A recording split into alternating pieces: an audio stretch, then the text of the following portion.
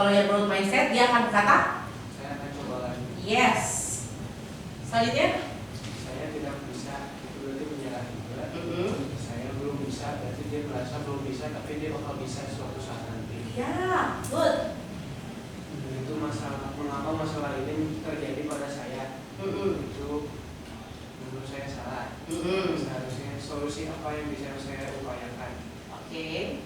Lalu ada saya sakit hati dan terima kasih, saya akan memperbaikinya. Jadi kalau menurut mindset dia bakal mengoreksi diri sendiri. Iya.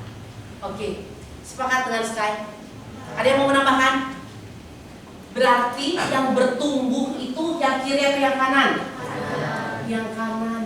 Pemikiran-pemikiran, perkataan-perkataan yang kanan ini akan menumbuhkan growth mindset dalam diri kita. Betul, Sky. Dalam hal kesuksesan, nggak cuma mengandalkan bakat. Kalau orang growth mindset, sekalipun nggak punya bakat, dia bisa berhasil nggak? Bisa. Tapi kalau kata orang fixed mindset, ya kalau kamu nggak ada bakatnya di sini, ya nggak usah. Kamu setuju yang mana? Setuju yang growth mindset. Oke, sip. Nah,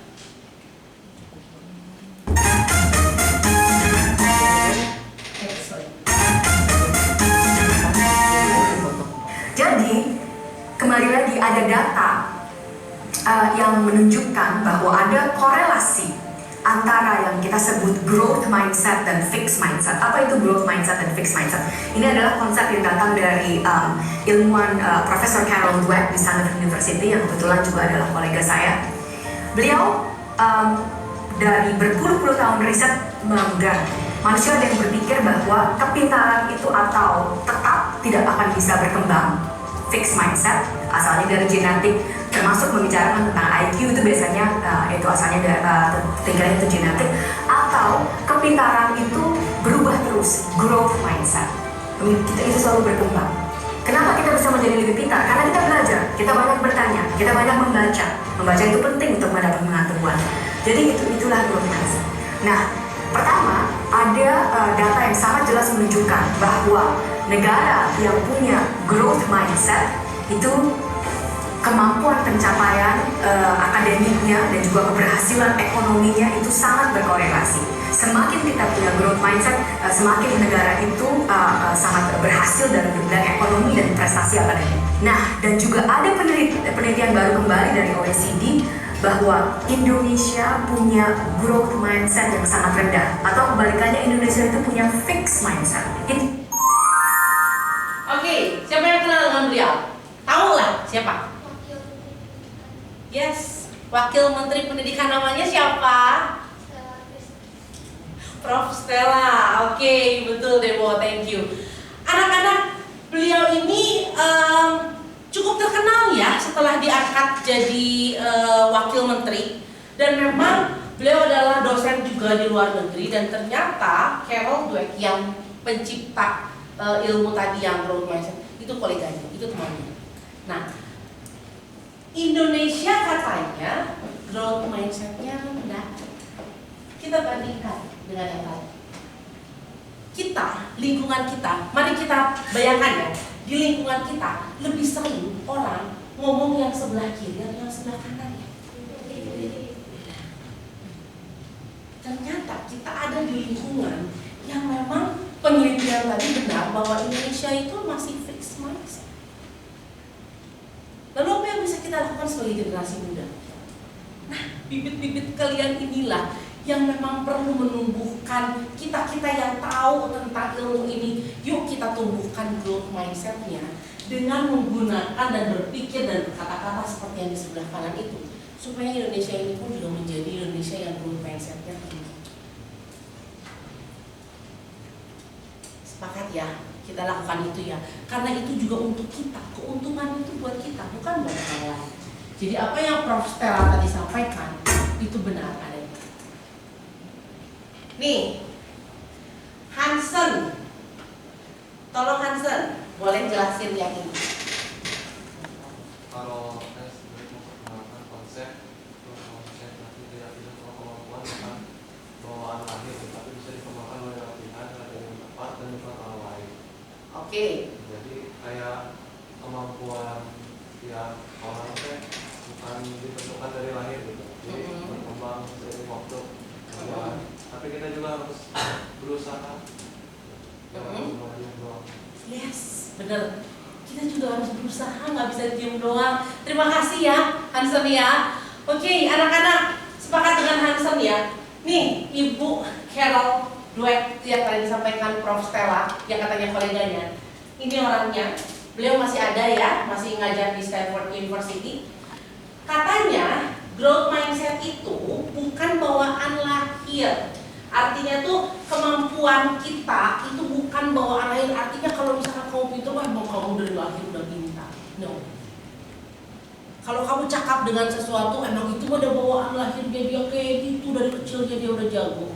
Saya mana nggak dari kecil kayak gitu. Nah, maka dari itu perlu latihan strategi yang tepat dan dukungan orang dari orang sekitar kita. Ya, social support itu penting.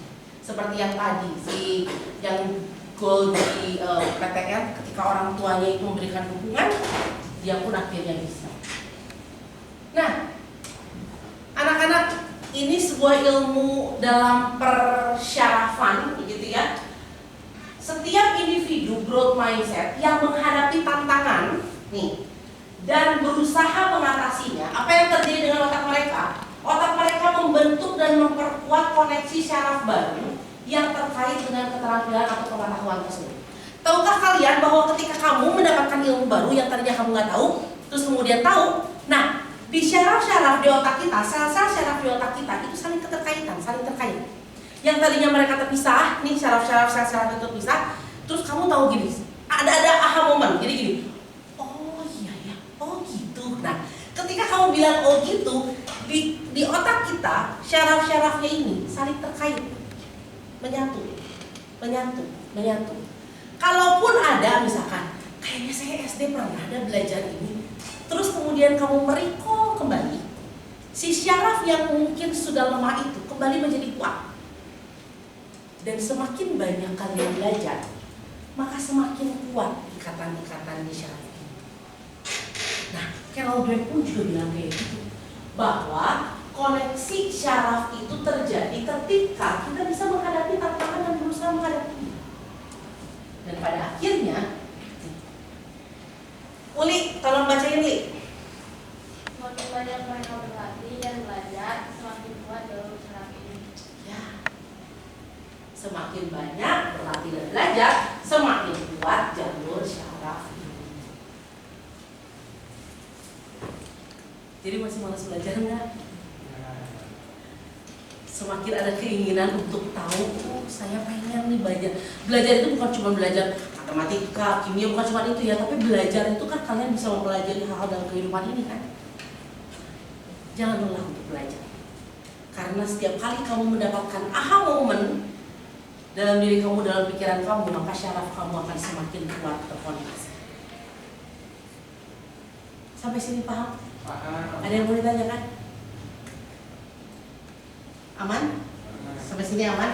Nah, anak-anak, nih, ini lebih jelasnya lagi. Terlihat nggak saya belakang? Ini yang kiri fix, yang kanan grow. Vanessa, tolong dibacakan secara kepercayaan orang fix mindset dan growth mindset itu bedanya di mana? Ya, yang atas itu yang kepercayaan. Skill, talenta, dan kecerdasan dibatasi setiap akhir dan tidak bisa dikembangkan lebih jauh lagi. Yang kanan, skill, talenta, dan kecerdasan bisa dikembangkan tergantung dari kemauan seseorang. Nampak bedanya? Yang fixed mindset itu berpikir kalau kemampuan kita itu dibatasi gitu. Sedangkan kalau yang growth mindset itu berpikir kalau kemampuan itu bisa dikembangkan. Oke, berarti kemampuan bisa terus dikembangkan tergantung kemauan. Pertanyaannya mau atau tidak. Yang kedua, dalam hal kesalahan, Francisco. Yang kiri, kesalahan atau kegagalan adalah hal yang Sedangkan yang growth mindset, kesalahan atau kegagalan adalah suatu pembelajaran untuk menjadi lebih baik lagi. Jadi kalau yang fixed mindset itu lebih berpikiran bahwa kesalahan itu tujuannya itu buat mempermalukan diri sendiri. Tapi kalau kesalahan atau kegagalan di orang yang growth mindset lebih cenderung untuk mau mencoba lagi dan belajar dari kesalahan. Oke, good. Terkait dengan usaha nih, Brandon.